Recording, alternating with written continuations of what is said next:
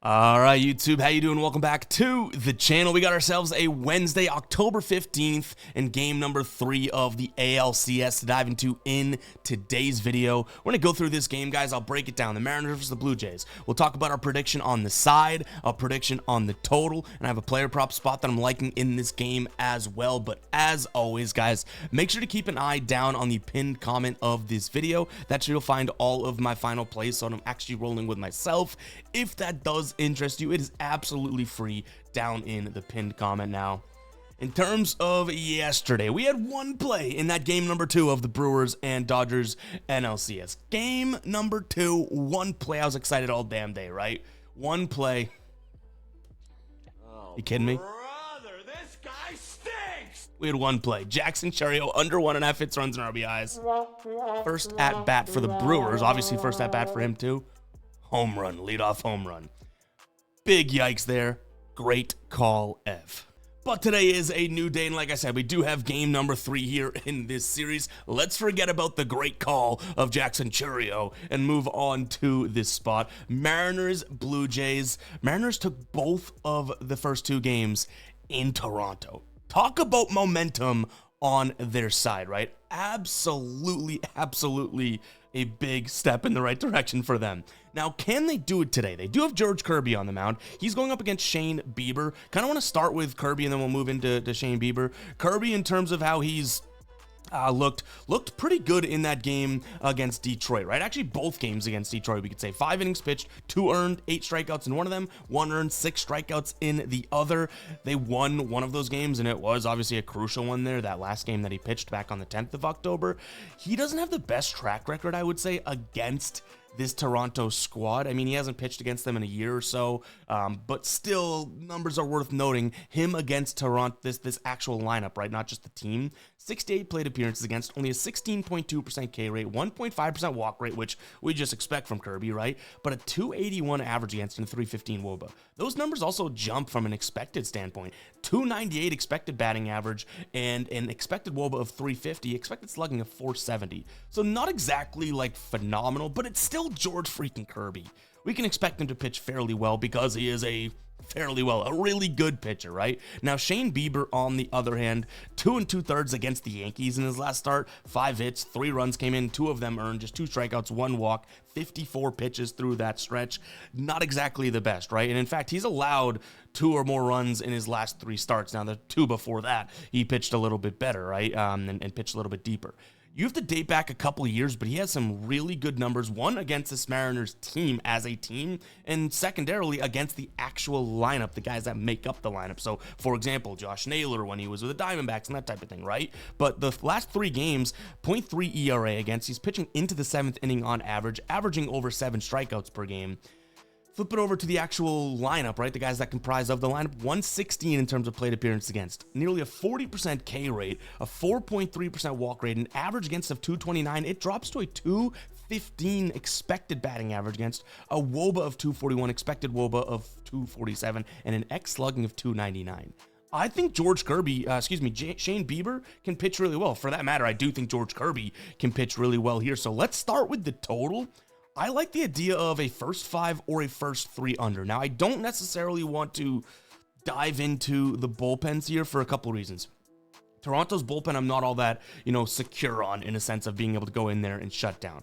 Seattle's a little bit more, but if Toronto has some fire under their ass and they're really going to try and come out the gates hot, we may see George Kirby only pitch 3-4 innings, right? And especially when they're up 2-0, they're thinking, okay, this is not a must-win game. Maybe there's a time to use him later on in the series. You got to think about it like that from the future perspective, right? So I don't necessarily think that, Toronto, Seattle's a bad bullpen, but I think the bullpen could be in a peculiar situation today. So I think that we could see some runs late here. So I would shrink this game and trust the pitchers for less innings, first 5, first 3 unders, and I would honestly be pretty confident in that. I wouldn't be surprised if we roll with both of those today. Maybe we take a half unit and put 0.25 on each of those, right?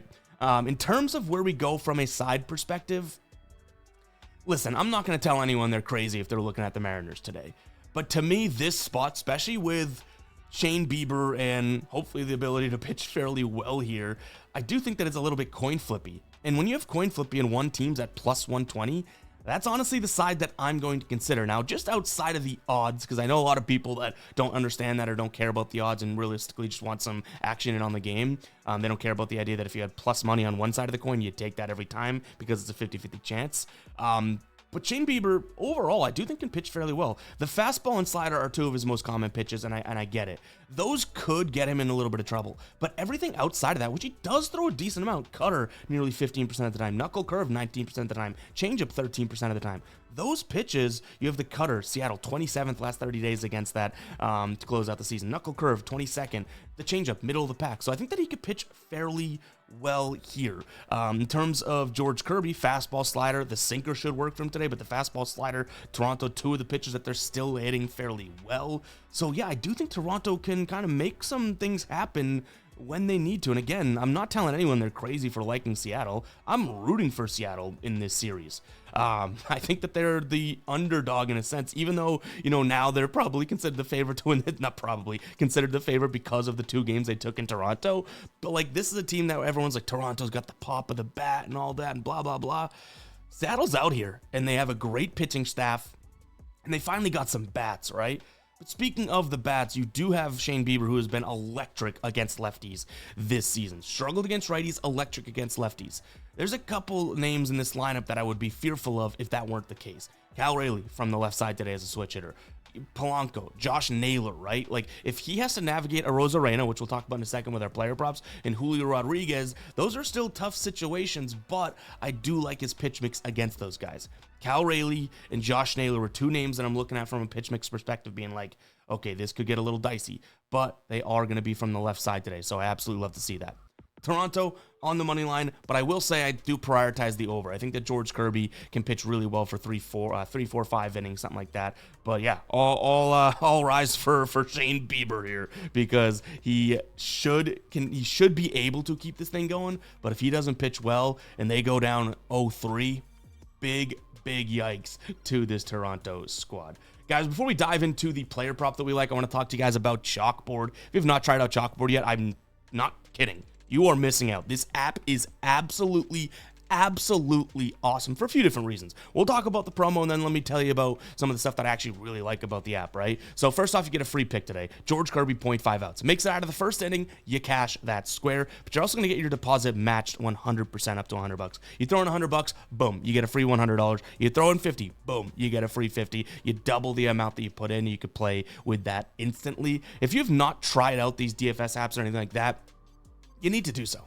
The discounts in the promos that they offer just on a whim is ridiculous. It's like being on a sports book and they're like, hey, we're going to take this guy's player prop and just cut it way down, right? And keep the same multiplier and everything like that. Go try it out. If Chalkboard's available in your state, test it out. There's a ton of stuff there. You can even see some of the hidden promos that they're offering right down there as well, kind of behind the George Kirby graphic. I absolutely love this app and how fun it is. One of the coolest things that they do that most of these other DFS and apps and stuff like that don't want to name them Chalkboard. I'm not trying to give them publicity. Got you guys. They allow single plays, meaning you don't have to pick two or more or anything like that. And you can even do game picks on Chalkboard. It's really cool, guys. Check it out. Link down below in the description, as well as the pinned comment. Sign up using code GUYBOSTON. Sign up for Chalkboard today. Again, that link will be down below in the description, as well as the pinned comment. Let's talk about the player prop that we're liking here. We can dive into the outlier screen, which I also have a link down in the description for you guys if you do want to check it out. Randy Rosarena. I like his under 1.5 hits, runs, and RBIs. Now, you look at this, you're like, wow, he did well this year. He's done really well recently, right? But what I want to note here, say last 5 games, yeah, he's been going off. But first off, 0 of 6 against Shane Bieber in his career with a 187 on-base percentage. So I assume he walked or something at one point, right? 33% K rate. He struggles against righties, 237 average. Yeah, the WRC plus is up. I get it. Now, Shane Bieber's numbers, yeah, he's one of the righties that Shane Bieber, like I said, he's really good against lefties, struggling against righties. But what I'm liking here is the fact that he strikes out more against the fastball. His WOBA and strikeout rate get worse against the slider. The curveball strikes out more against the curve. Even the changeup down here, strikeout and WOBA get worse. Now, what's the one pitch that we said his WOBA goes up? Okay, the fastball. Check this out. Like polar opposite. Shane Bieber throws it up and into righties. He likes it down and out. Let's go through all these pitches. The slider, he likes it down and in. He throws it down and out. The curveball, right? He throws it down and out. He likes it kind of over the middle of the plate. Who wouldn't? Even the changeup here, you know, I guess would be the first pitch. Now, we're only getting the change with 12.29% of the time. But I guess you can make the argument that this is, he only saw one. He's only seen 2 of those, you know, this season in that spot. But 61% of the time it's coming down and in. Never really over the plate, and check this out. He's looking for it over the plate. So I think this is a nice little spot here. Randy Arozarena, again, under 1.5 hits, runs, and RBIs. His base is at 0.5. If you want to take the under, plus 120, I really don't hate. Same thing with his hits, right? You go under hits, it's plus 124, getting a little value on the bases. I think Arozarena could struggle today overall. And even from our dashboard perspective, you can see here a 3.3 pitch mix rating against. That's due to the fact that, yeah, the fastball, the cutter, even the slider, the knuckle curve, the change, all these pitches he doesn't really hit all that phenomenally. So you guys know we just liked all the same stuff, or some of the same stuff Jackson Chourio yesterday, and hit a home run. So I get it if you're not liking this Arozarena one, but I do think that, you know, it's a decent enough spot here, especially if we're trusting Shane Bieber. The issue, and I said it about yesterday, even though Yamamoto pitched the complete game, the bullpen does worry me. Everything's based on the pitching. What if the bullpen comes in and lets him light them up or something like that? That's the risk that we always seem to run in this industry. But guys, that is going to wrap it up for today's show. If you made it this far in the video, go ahead and comment 11 down below.